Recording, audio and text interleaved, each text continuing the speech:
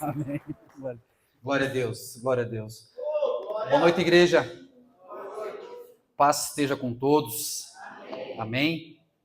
Obrigado ao louvor. Quinta-feira à noite eu passei para eles um hino. E eles em 2 dias tiraram o hino e ficou lindo, né, irmãos? Ficou maravilhoso. Eu sou teu pai. Porque hoje vamos falar sobre pai. Vamos falar sobre paternidade. Um assunto que mexe muito comigo, que durante muitos anos da minha vida teve um problema em mim. Eu quero compartilhar com vocês o que eu passei através de alguma história bíblica e revelar o nosso Pai. Amém? Glória a Deus. Paternidade, irmãos, é o assunto da Bíblia. Se você pegar a Bíblia, as histórias, o assunto principal é paternidade. E por ser o assunto principal, paternidade, Deus sempre tentando trazer seus filhos para perto dele, quando eles caíram fora lá no Jardim do Éden, também do mesmo modo é o alvo de Satanás. E nós começamos a entender que a maior perda do homem não foi ter perdido o Éden, o paraíso, mas foi ter perdido a paternidade de Deus. Não de Deus para com ele, mas dele para com Deus. Porque todos os dias, na viração dos dias, Deus vinha conversar com eles. E quando eles pecaram, a primeira coisa que eles fizeram foi se esconder de Deus. E como consequência do pecado deles, a expulsão do paraíso. E, consequentemente, longe da presença de Deus. Eu quero ler com vocês uma história que, desde que eu ouvi há muitos anos atrás, ela sempre permeia a minha vida. Que ela está lá em 2 Samuel 15. 2 Samuel, 14. 14 que está aqui no 15, 14, lá no versículo 25. É a história de Davi e seus filhos. Davi, um grande guerreiro, mas um pai pequeno. Eu separei esse trecho porque os versículos, essa história de Davi e seus filhos, conta os versículos, o capítulo 13, 14, 15, 16, 17, 18, a história quase toda de todos os filhos de Davi. Mas desse versículo me chamou muito a atenção porque diz assim, no versículo 25, Absalão morou 2 anos em Jerusalém.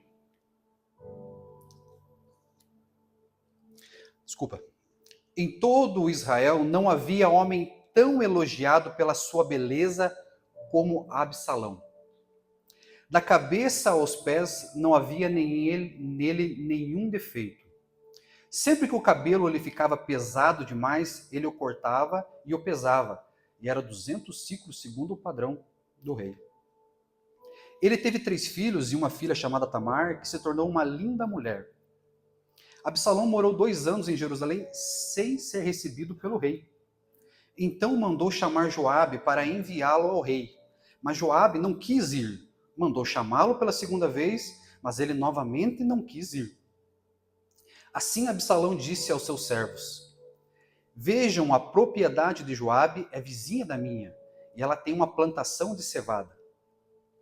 Tratem de incendiá-la. E os servos de Absalão puseram fogo na plantação.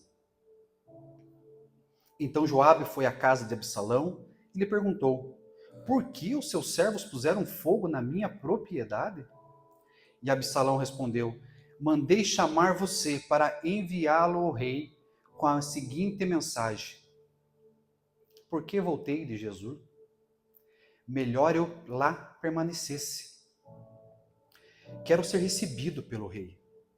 Se eu for culpado de alguma coisa, que ele mande me matar. É um desespero de um filho querendo ver o pai, a ponto de querer pedir a morte do pai. Vamos orar, irmãos. Senhor, meu Deus e meu Pai, nós te louvamos, Pai, Nós te adoramos, ó Senhor Jesus Cristo, por este momento glorioso que estamos aqui, Senhor Deus. Ó Pai, o louvor foi para ti, Senhor Deus Todo-Poderoso.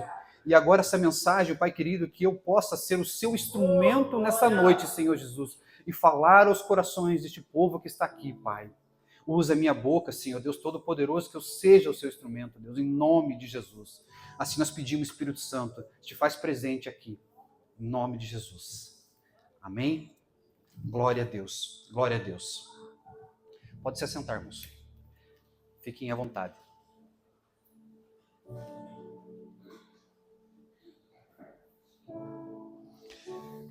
Existe um dado, irmãos, que 17% das mães, das mulheres, quando se converte, quando vem para a igreja, elas conseguem levar toda a família para a igreja. 17%. Existe em um homem, 93% do homem que vem para a igreja primeiro, ele consegue trazer toda a sua família para a igreja. Não é à toa que quando nós falamos sobre paternidade, o diabo ele tem um alvo. Não é à toa que quando nós falamos sobre esse assunto, nós vemos como ele ataca geralmente nas famílias. Sendo que 93% dos homens, quando vão vir para a igreja, nós homens, nossa família vem 100%. E das mulheres, 17%. Estudos comprovam que a maioria das crianças que crescem sem o pai, é um estudo que a maioria, elas têm maior probabilidade para se envolver com o homossexualismo. Estudos também comprovam que as crianças que não convivem com o pai, elas também são mais propensas a se envolver com drogas. Foi feita uma pesquisa dentro dos presídios e quase que 100% dos problemas dos presidiários que estão lá não tiveram a figura paterna no seu lar. É grave essa situação. Então nós conhecemos a história de Davi como um grande guerreiro, um homem segundo o coração de Deus, um homem que entrava nas batalhas e vencia, não perdia nenhuma batalha, um grande rei, um homem invejado pelo próprio rei Saul, invejou ele, um homem que aonde ele ia, os inimigos tinham vergonha, tinham medo dele, da força que ele tinha. Apesar de uma pequena estatura, ele era um gigante, um guerreiro que hoje, até hoje, lá em Israel, você vê isso nas ruas, nos lugares, esse prestígio que o rei Davi tinha. Só que esse mesmo rei Davi, grande guerreiro, grande homem de Deus, teve momentos de falhas. Assim como eu e você, nós seres humanos, falhamos. E Davi teve esse momento de falha na vida, no mais importante, que é a sua família. Davi, ele negligenciou algumas situações com a sua família que custaram muito caro para ele. Essa história já é conhecida de todos, né? Mas a gente vamos voltar a ela para nós refrescarmos a memória e entendermos o contexto. Aminon, o filho mais velho de Davi, se apaixona perdidamente pela sua meia-irmã, Tamar.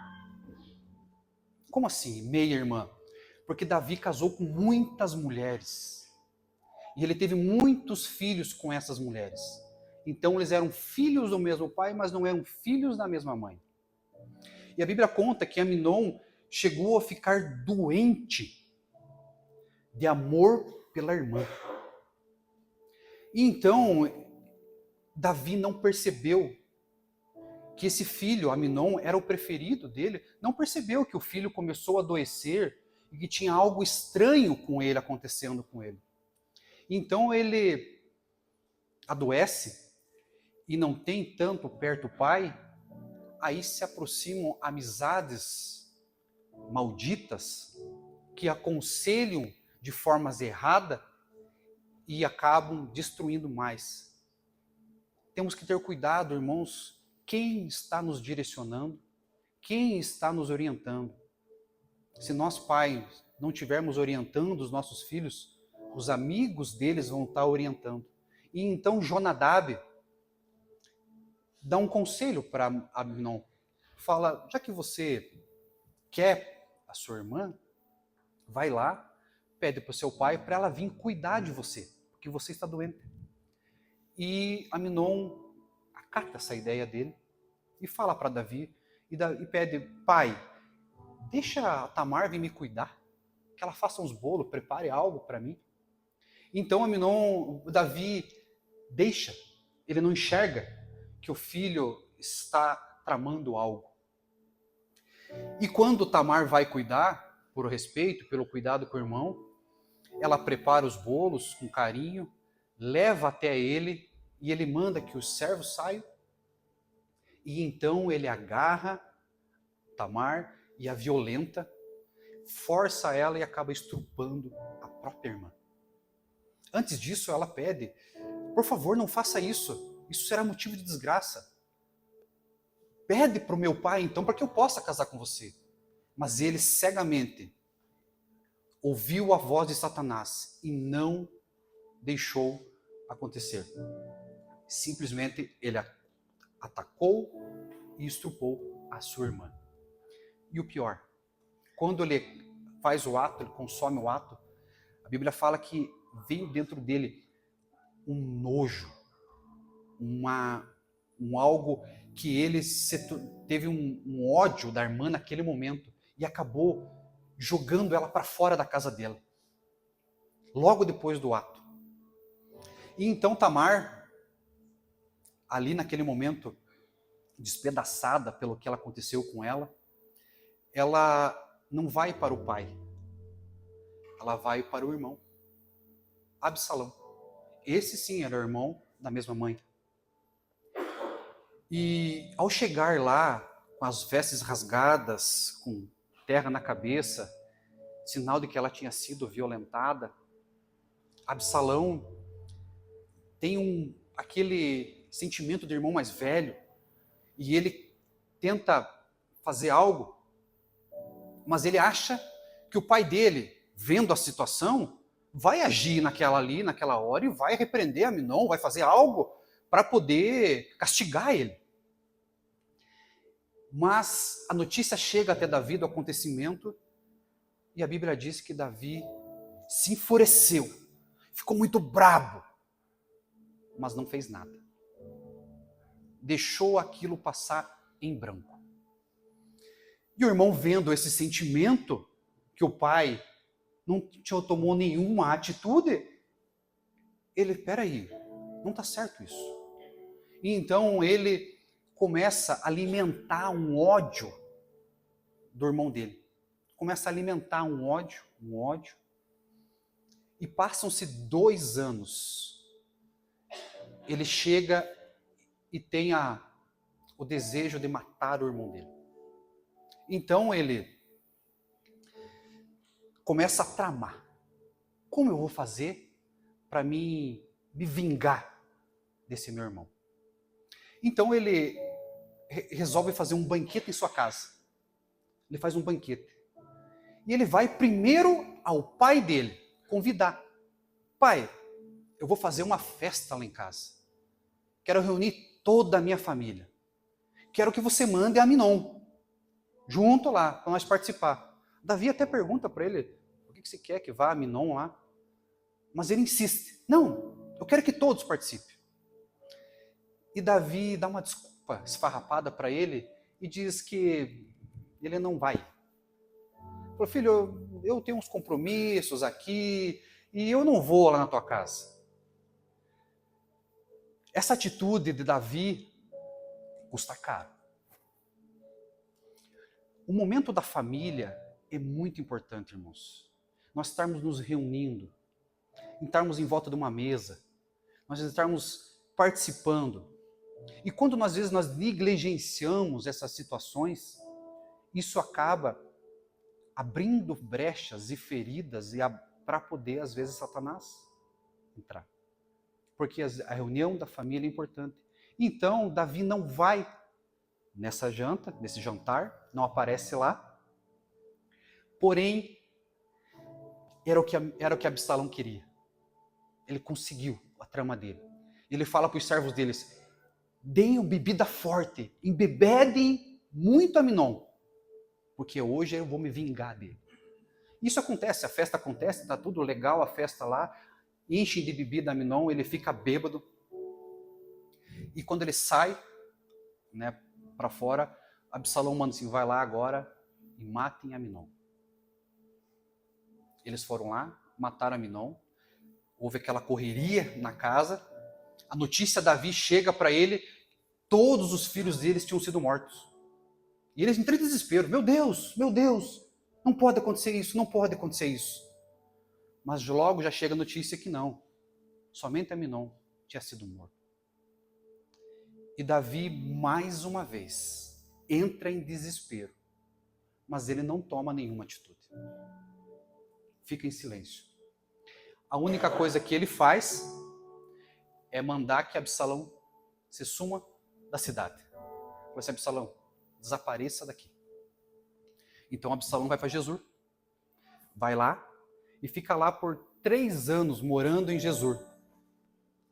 Nesse período que ele está lá, o tempo vai apagando muitas mágoas, às vezes vai diminuindo o rancor, às vezes vai diminuindo, né, o ódio.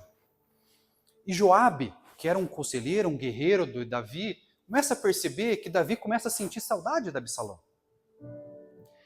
Então ele dá um conselho. Joabe para Davi: vai lá e busca. Vai lá e busca Absalão. Traz ele para perto aí. Então Joabe vai lá, traz Absalão, como se fosse Absalão estivesse morando lá em Curitiba, né? Vem em volta, vem morar em General Carneiro. Porém, não me apareça aqui em casa. Não me apareça aqui em casa.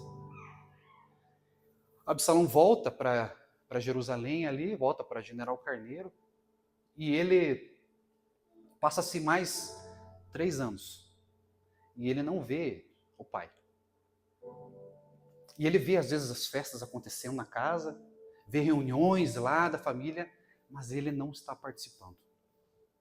Então aquilo começa a incomodar cada vez mais Absalão, e ele começa a ficar entristecido e desesperado, que ele quer ver o pai, ele está com saudade do pai. Já se passaram quase 9 anos, se eu não me falha a memória, que ele não vê o pai dele. E ele começa a entrar em desespero, porque ele quer ver o pai. E então nós chegamos nessa passagem que eu li agora aqui, onde ele manda Joabe. Joabe foi o que trouxe ele. Ele manda chamar Joabe. Joabe, vai lá e fala com meu pai. Manda um recado, eu quero falar com Joabe. Joabe não vai. Ele torna a mandar outro recado. Joabe não vai. Então o que ele tem uma ideia? Vou chamar a atenção de Joabe. Eu vou tacar fogo. Aqui ele é meu vizinho, vou tacar fogo na plantação dele, quem sabe daí agora eu chamo a atenção dele. E é isso que ele faz. Manda os servos deles atacarem fogo ali na plantação. Então Joabe ardeu no bolso dele, foi ver o que tinha acontecido, por que ele estava fazendo aquilo. Então Absalão, quando o Joabe chega, ele fala isso. Por que você fez isso? Joabe fala para ele. Porque eu queria te chamar, eu preciso falar com você, eu estou desesperado, eu quero falar com você, eu quero que você vá entregar um recado para o meu pai. Então, Absalão vai falar com Davi. Mas a gente leu aqui, quando eu li a primeira vez, esse versículo 31, onde Absalão está falando: se possível, já que se eu tenho algum mal, que ele me mate então. O desespero para ver o pai era tão grande, que ele desejava ver a morte. Para que eu estou aqui, se eu não posso estar convivendo com a minha família, se eu não posso estar perto deles, se eu não posso conviver mais, eu não quero. viver. Por isso a importância da família, a importância de um pai. Então Davi manda chamar Absalão, recebe Absalão no palácio com um beijo, friamente. Absalão, eu imagino ele quando recebeu a notícia do pai, falando, opa, vai acabar, meu desespero de ver meu pai vai acabar, agora eu vou voltar a participar com a minha família novamente. E o pai trata ele friamente. Então naquele momento, Absalão, eu imagino, isso é pensamento meu, ele fala assim, meu pai não me ama, meu pai não gosta de mim, ele não se interessa mais por mim, eu fui um menino mau, e agora eu não sou mais digno de nada, mas já que eu sei o que ele quer, eu sei o que ele gosta. Ele gosta do reino, ele gosta das posses, ele gosta do dinheiro, ele gosta dele ser o guerreiro. Sabe o que eu vou fazer? Eu vou tomar dele. Eu vou tomar dele. Então ele começa a frequentar agora o palácio, mas ele fica lá no portão. E as pessoas quando vêm, elas chegam até o portão e ele pergunta, o que estão fazendo aí? Não, eu tenho uma causa. E ele começa a falar mal do pai dele. Se tivesse alguém para julgar a tua causa. Se tivesse alguém que pudesse aí resolver o teu problema. Não temos mais rei. E ele começa a confabular contra o pai. Ele começa a tramar. E ele é tão astuto, e ele é tão inteligente, que provavelmente ele seria o sucessor de Davi. A Bíblia fala, Deus fala que ele era lindo, homem bonito, forte, um dos mais bonitos que tinha na época. A Bíblia fala sobre esse assunto. Provavelmente ele ia ser o sucessor. Mas ele não deseja mais ser o sucessor. Ele deseja tomar. Agora é vingança. Agora é vingança contra o meu pai. Então ele começa a tramar. E ele começa a convencer as pessoas. De tanto que ele fala mal, uma mentira, ela começa a se tornar uma verdade para umas pessoas. De tanto que ele mente. E ele então reúne um grupo e ele vai atacar agora o pai. Mais uma vez, Davi não faz nada. Davi foge. Já que ele quer o trono, tome, fique para você. Não vou fazer nada contra você. Pode tomar, é tudo teu. Olha um guerreiro desse, irmãos. Olha como nós olhamos Davi de uma forma, mas numa outra visão sobre ele, como é difícil. E então, ele começa a juntar forças cada vez maiores. Davi tem que fugir. E quando Davi foge, vem um conselheiro de Davi, Aitofel, que era um dos maiores conselheiros que existiam na época. O pessoal falava que ele era a boca de Deus. Aitofel vai para o lado de Absalão e ele aconselha, viu? Vá lá e mata teu pai. Vai e faça isso.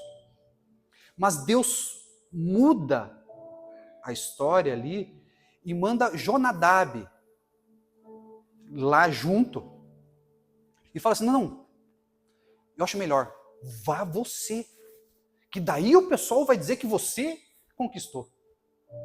Então, eles saem em batalha para capturar o pai. E nessa batalha, né, os soldados de Davi dizem para ele assim, viu, não vá. Porque nós sabemos que eles são fortes, eles estão em maior número que nós. E isso pode prejudicar. Você é muito importante para nós, é muito importante para o reino. Então, fique, não vá para a batalha. Deixe que nós resolvemos. E Davi fala assim para eles, gostei do conselho de vocês, vou ficar mesmo. Mas cuide de Absalão, não maltratem ele. Tratem ele bem se vocês capturarem ele. E eles falam, tá bom, pode deixar. Então a guerra acontece, a batalha acontece, eles estão guerreando, e no meio de uma floresta eles estão guerreando. E Absalão se perde deles ali, e entra numa floresta um pouquinho mais densa, e a Bíblia conta que ele estava no seu cavalo, e ao ele passar por algumas árvores com um galho mais baixo, o galho da árvore pega no pescoço dele, e o cavalo sai e ele fica no ar. O cabelo dele prende e ele fica no ar, no escuro, não sei, sozinho, sem ninguém. Então um servo que viu a história, que viu ele, chegou e contou para Joabe: Joabe, eu vi Absalão lá e ele está preso num galho de árvore. Ele falou: por que você não matou ele? Eu falei: eu não. Eu falei: eu não vou tocar no filho do rei. Eu falei assim: eu não. Não, tem que acabar com isso agora, vamos acabar com isso. E Joabe vai lá, pega uma lança e por 3 vezes transpassa o coração de Absalão. E ali, Absalão morre. E a Bíblia conta que eles são sepultados ali mesmo. Absalão é sepultado ali mesmo. Quando a notícia chega até Davi que o filho dele tinha morrido, o segundo filho dele tinha morrido, ele entra em desespero daí. Ah, Absalão, Absalão, meu filho amado, por que você fez isso, Absalão? Por quê? Mas já é tarde, moço. Já é tarde. Agora não dá mais.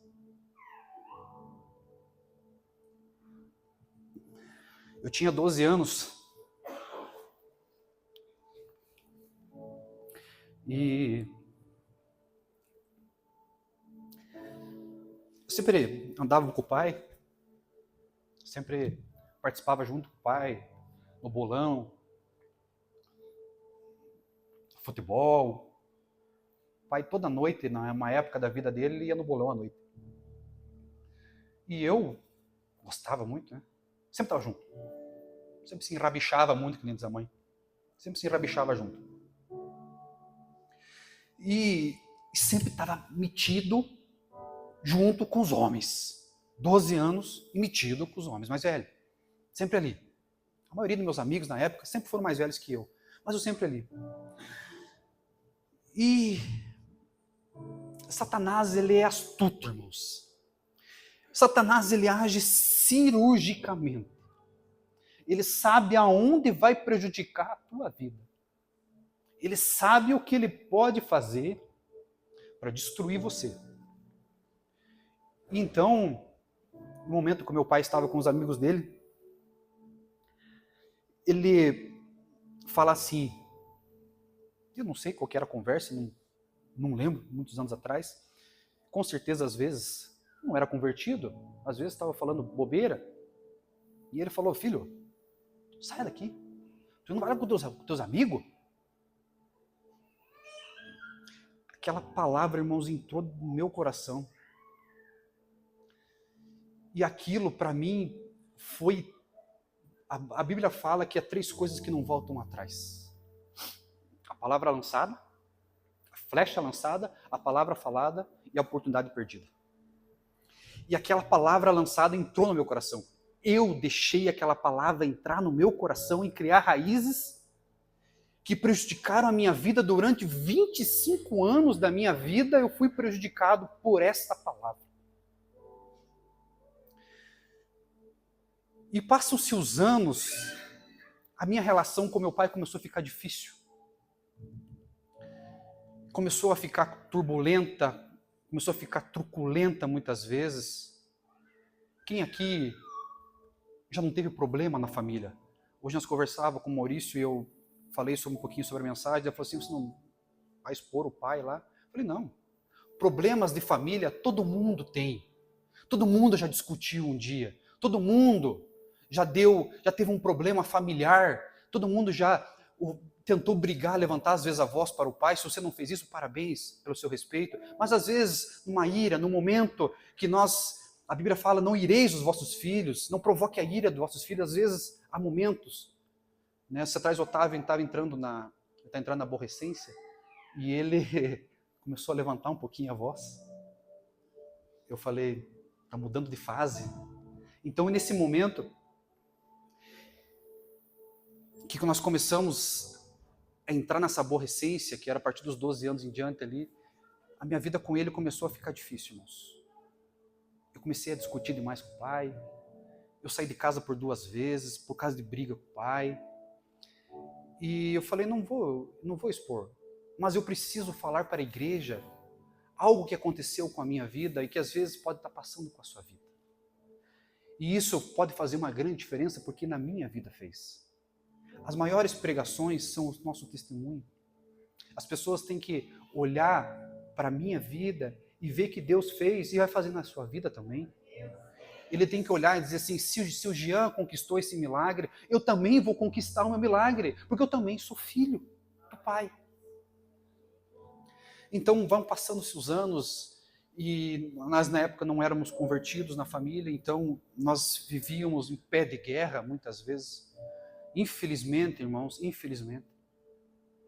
Então esse momento que vai passando e há um distanciamento entre eu e meu pai. E nesse distanciamento, às vezes, passava-se 2 meses, irmãos, sem nós conversarmos, morando na mesma casa. Triste. Hoje eu posso falar isso porque eu estou curado. Mas eu posso falar para vocês isso porque Deus me curou. Mas por muitos anos, isso me feriu. Por muitos anos, isso foi motivo para mim, de sofrimento. E com certeza para o meu pai também. Porque passam-se os anos e agora eu viro pai. Então eu sou pai do Samuel. Sou convertido, veio para a igreja, né? Começo a participar dos cultos, começo a pregar na igreja. Mas a minha relação com o pai ainda é difícil. Então meu filho começa a crescer. E eu começo a olhar para ele e ver atitudes que na minha vida, como filho, eu também fazia. Então isso eu começo a enxergar e ver que, peraí, algo está errado nisso. Então eu começo a me aproximar mais de Deus. E aqui que eu quero entrar, por que eu falo sobre isso? Porque não importa o pai que nós tivemos, mas a importância é o pai que você vai ser. Isso é importante. Não importa. Importa é você, é daqui para frente que vai importar. Então nesse momento eu começo a me relacionar mais com Deus e eu começo a entender mais Deus. Nesse meu relacionamento com Ele, eu começo a viver mais e entender um pouquinho da presença, e aquilo vai me curando, vai me tirando aquele peso, aquele desejo ruim, aquilo vai cada vez me limpando mais, por causa que a minha relação eu começo a entender mais o Pai, eu começo a orar mais, Pai, eu não falo mais Deus, eu falo agora Pai. E até um dia que eu saí para correr, uma manhã, escutando uma mensagem, e essa mensagem falava sobre perdão, e era umas 7 horas da manhã, eu cheguei em casa totalmente diferente. E eu sentei na escadinha lá de casa, na entrada, como às vezes eu sempre faço, quando eu saio da corrida para dar uma descansada, e eu peguei o meu celular e mandei um áudio para o meu pai. Falei para ele, pai, você não vai entender o que está passando na minha mente agora, nesse momento. O que está acontecendo dentro de mim agora, você não está entendendo, você não vai entender. Mas uma coisa eu quero dizer para você, pai. Me perdoa. Perdoa, pai. E o maior, irmãos, eu te perdoo.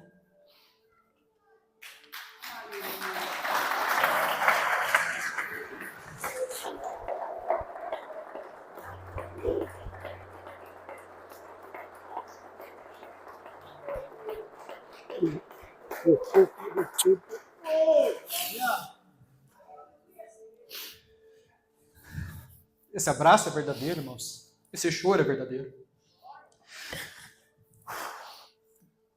Porque só quem sofreu 25 anos, não deixando parecer muitas vezes, mas eu sofri. Meus familiares próximos de mim sabem. E hoje eu estou curado disso. Deus me curou. Hoje eu olho para meu pai e digo, eu te amo, pai. Porque eu olho para Deus e digo, eu te amo, Deus. Eu te amo, pai. Hoje eu digo, eu te amo, pai. Não somos perfeitos. Continuamos, às vezes, temos as nossas divergências, mas o meu amor agora é diferente. Glória a Deus. Eu enxergo o Pai. E isso é maravilhoso, irmãos, porque o meu relacionamento com Deus mudou. Deus te abençoe. E o meu relacionamento com Deus mudou. O meu relacionamento com meus filhos mudaram. Deus me presenteou com mais o Samuel. Esse milagre que eu contei para vocês aqui. Minha esposa foi curada de diabetes, uma doença maldita. Ela foi curada, um milagre na vida dela. Deus me presenteou com Samuel. E eu perguntava para o Otávio essa semana, eu falei, Otávio, eu sou um bom pai? Eu não quero que você fale para mim por estar na minha frente, mas eu quero que você seja sincero comigo, por causa que isso faz importância para mim, que eu quero ser para você um bom pai. E o Otávio falou para mim, pai, eu te amo, pai. Você é um bom pai. E é isso que é importante para a nossa vida. Não adianta eu vir aqui fazer uma pregação emocionante, fazer uma pregação bonita, mas a minha família está perdida. Não vai adiantar de nada, irmãos. A maior pregação que eu tenho que ter é dentro da minha casa, é cuidando dos meus filhos.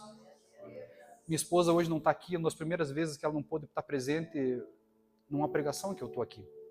Por causa que o Samuel está com uma febre, está com dor de garganta, não pôde vir. Antes de eu sair, um pouquinho atrasado, ela falou assim, tem que dar um remédio para o Samuel. Eu falei, estou atrasado, tenho que ir para a igreja. Ela falou assim, o que é primeiro para você? Eu falei, família. Depois o meu trabalho. A família é mais importante que o meu trabalho. Dei o remédio para ele e vim para a igreja. Deu tempo, cheguei aqui. Deus cuida de tudo, irmãos. Deus cuida dos detalhes. Deus é um Deus misericordioso. Deus é o nosso Pai. Deus é o nosso Pai.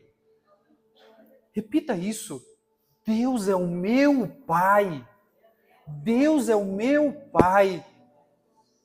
Você tem um Pai. Você tem um Pai que te ama. Um Pai que te adora. Um Pai que não comete falhas. Um Pai que não erra com você.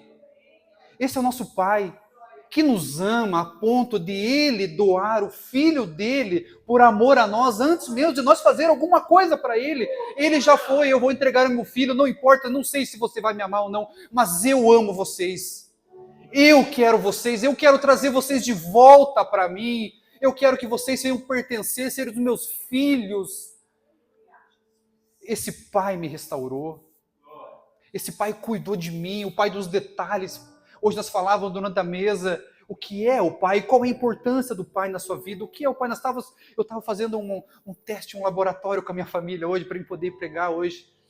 E falei, o que é o Pai para você? Eu falei, para mim, Pai é detalhes.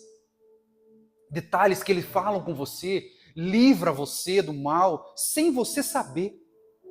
Sem ao menos você saber, Ele está cuidando de tudo, tirando pessoas da tua vida, tirando pessoas que vão acabar prejudicando você, e esse Pai está cuidando, esse Pai que conhece o nosso passado, vê o nosso presente e já sabe do nosso futuro, Ele sabe o caminho que Ele está deixando para você, então nós temos que pegar e entregarmos na mão dEle o nosso caminho e dizer, Pai, que a tua vontade seja feita, Pai, cuida da minha vida, Senhor.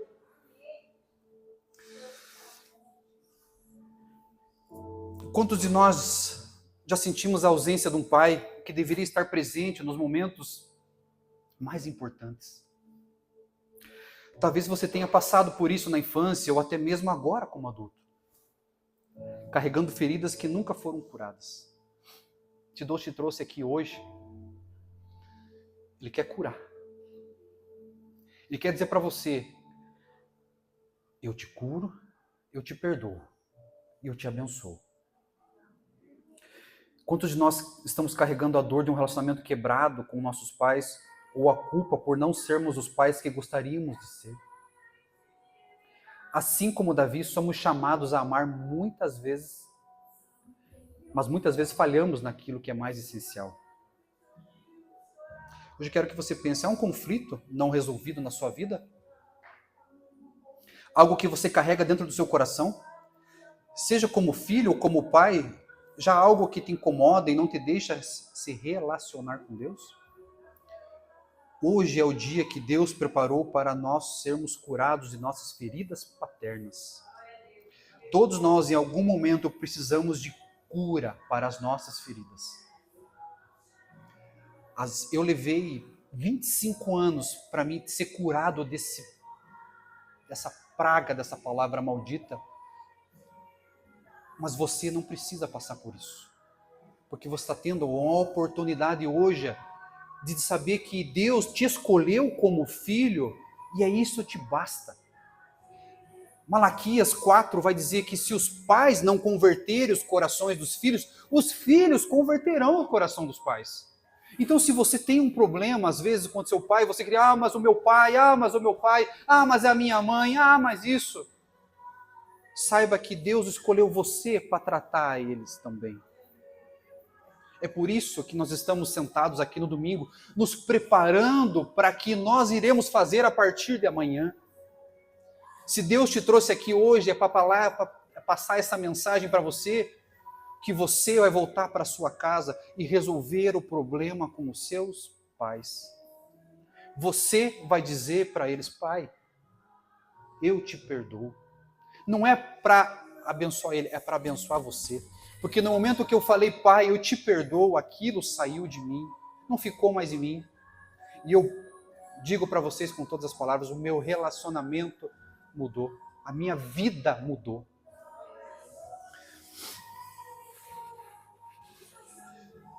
Eu quero ir para a parte mensal final da mensagem. Mesmo em meio a esta dor, abandono e falhas humanas, existe uma verdade que nunca muda. Nós temos um pai que nunca nos abandona. Diferente de Davi, que falhou com seus filhos, Deus é um pai perfeito, que está presente em cada momento de nossa vida, cuidando de nós, mesmo quando nós não percebemos. Hebreus 13:5, a parte B, ele fala assim, eu jamais te abandonarei. Jamais te desampararei.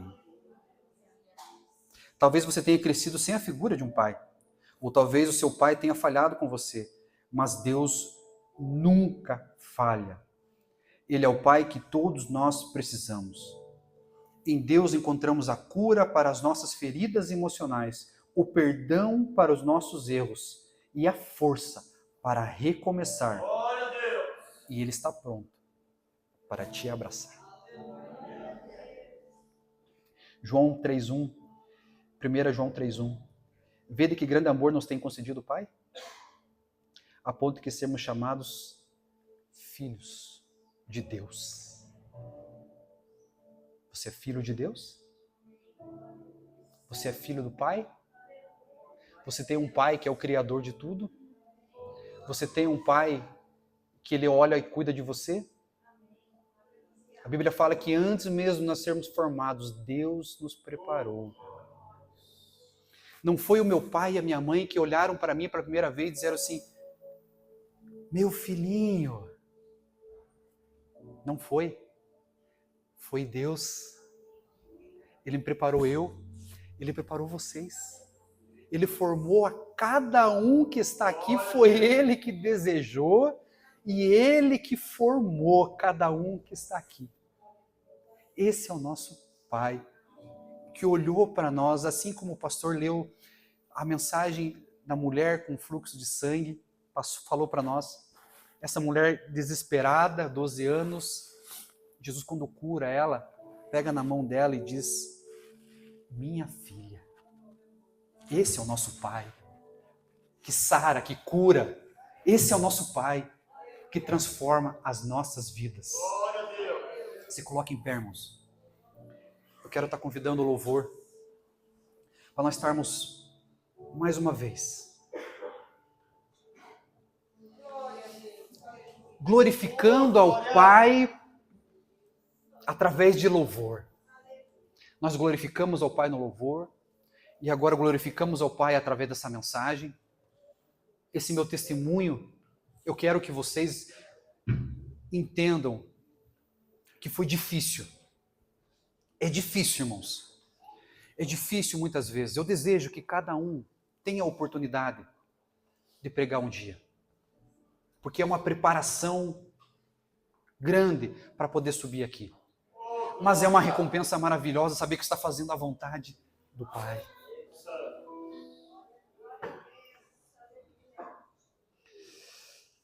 As últimas 3 lições.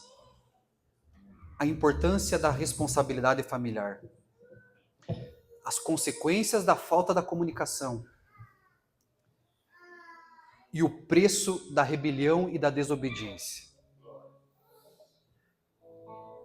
Glória a Deus. Glória a Deus. Vamos orarmos. Ô Pai, Abba, Pai, nós te louvamos, ó Senhor Jesus Todo-Poderoso. Nós te agradecemos, Pai, por essa oportunidade rica e maravilhosa que o Senhor me deu, Senhor Deus Todo-Poderoso, de descobrir a Ti, entender que o Senhor me ama e o Senhor escolheu a mim, que o Senhor escolheu a cada um que está aqui nesta noite, Senhor Deus Todo-Poderoso, que o Senhor nos formou, que o Senhor nos desejou, Senhor Deus Todo-Poderoso, porque o Senhor nos ama, o Senhor nos trouxe até aqui porque o Senhor nos ama, o Senhor quer cuidar de cada um de nós, o Senhor quer transformar nossos corações, o Senhor quer nos curar, o Senhor quer nos mudar a nossa vida. Oh Pai, eu te amo, Senhor Jesus, eu te amo, meu Pai Todo-Poderoso, eu te louvo, eu te adoro, Senhor Jesus, por tudo que o Senhor tem feito por mim e pela minha família, Senhor Deus Todo-Poderoso. Oh Deus maravilhoso, Tu és maravilhoso, Senhor Jesus, eu te amo, Pai.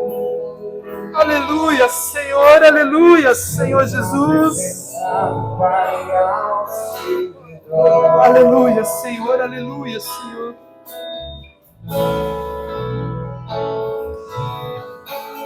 Estou só, posso ouvir a tua voz, meu coração